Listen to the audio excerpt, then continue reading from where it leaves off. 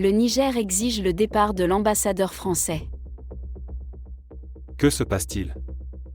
L'ambassadeur de France au Niger a été demandé de quitter le pays. Suite au renversement du président Mohamed Bazoum il y a un mois par des putschistes, ces militaires exercent une pression accrue en exigeant le départ de l'ambassadeur français.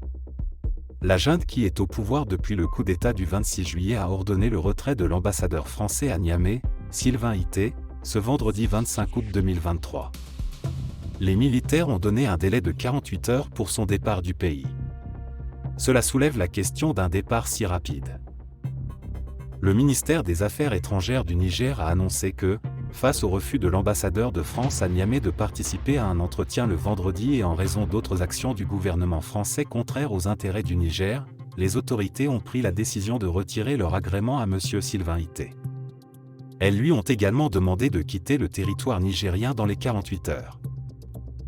En réponse, le ministère français des Affaires étrangères a réagi plus tard dans la soirée, en soulignant que les putschistes n'ont pas l'autorité pour faire une telle demande, étant donné que l'agrément de l'ambassadeur émane des seules autorités nigériennes légitimes et élues.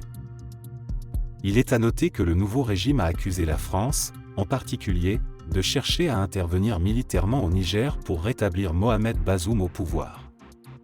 De plus, le régime a affirmé que la Communauté économique des États de l'Afrique de l'Ouest, CEDEAO, était sous l'influence de la France, ancienne puissance coloniale dans la région.